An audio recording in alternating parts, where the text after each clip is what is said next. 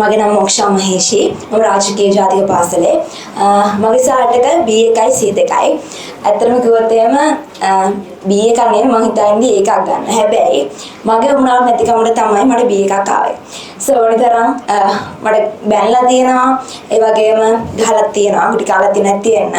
ඉතින් ඇත්තටම සර් දන්නවා මං ගැන ඇත්තටම. ඉතින් මම ඇත්තටම ඉගෙනීමට වඩා බාහිර දේවල් වලට වැඩි කැමැත්තක් දක්වපු ගෑල් ළමයි. මං කියන්නේ ඔයාලට මගෙන් ගන්න පුළුවන් දෙයක් තියෙනවා ඔයාලට. මොකද කවදාකවත් ක්ලාස් කට් කරලා අනිත් දේවල් පස්සේ යන්න එපා. මම අනිත් දේවල් කියලා කියන්නේ සමහරක් තැන්වලදී ඔයාලට සිද්ධ වෙනවා ඩාන්සින් ප්‍රැක්ටිස් යන්න නැත්නම් මොකක් හරි ස්පෝර්ට් එකක් පස්සේ යන්න. ඒ වෙනුවෙන් ඔයාලගේ අධ්‍යාපනය කැප කරන්න එපා. අනිවාර්යයෙන් මේ දේ මතක තියාගන්න. මොකද කිව්වොත් එහෙම සමහර දවස්වලට පන්ති පරක් වෙලා යනවා. හොඳට අහගන්නවා. සර් ඊට පස්සේ ක්ලාස් ඇල් අහනවා මොකද උනේ? ඊපස්සේ කියනවා. ඊපස්සේ ඒ දේවල් වලට ගොඩක් බැනුම් අහනවා. ඒ වගේම තමයි ජීවිතේට ප්‍රශ්න එනවා.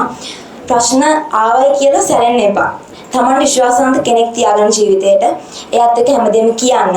ඔයාලට පුළුවන් ඒ වගේ විශ්වාසවන්ත කෙනෙක් විදියට ඉඳුර සර් ඔයාලගේ ජීවිතේ ලං කරගන්න. ඇත්තම කිව්වොත් එහෙම මගේ ජීවිතේ ගොඩක් දේවල් සර් දන්නවා. ඇත්තටම සර් සහෝදරයෙක් වගේ අපේ ජීවිතවලට උදව් කරලා තියෙනවා.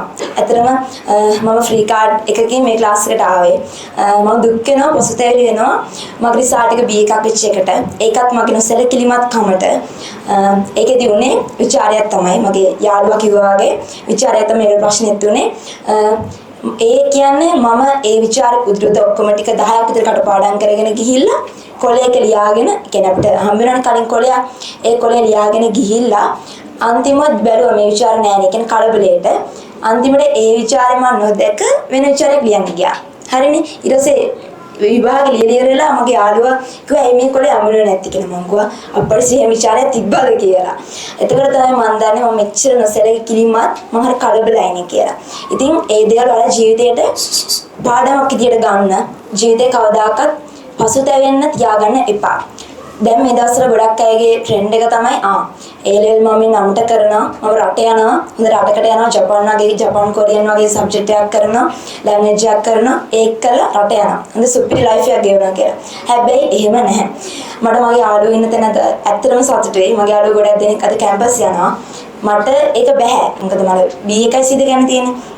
මට දුකයි මං ගැන. ඒ වුණාට මට මගේ යාළුවෝ ගැන ගොඩක් සතුටුයි. එකට ක්ලාස් ඇරලා එයාලත් එක්ක මාත් ඉඳලා තියෙනවා ක්ලාස් ඉවර වෙලා පිටිපස්සට වෙලා පේපර්ස් කරන්න. සර් දුන්නු හයිය ඒ වගේම අක්කා අපිට ගොඩක් උදව් කරා. ඉතින් ඇත්තටම සතුටුයි මට මේ මගේ රිසල්ට් එක ගැන. මොකද මං හිතන විදිය මම අනිත් සබ්ජෙක්ට් එක ෆේල් වෙයි කියලා. හැබැයි එහෙම නෑ. තැනක ඉන්නවා නම් ඒ ඉන්දුරසට පින් සිද්ධ වෙන්න. මොකද හැමදේම සර්ත් එක්ක කිව්වා. හැමදේම සර් දන්නවා. ඉතින් ඔයාලා වලගේ ජීවිතේ ඉස්සරහට හොඳ දෙයක් කරන්න. පසුතැවෙන්න එපා. good luck.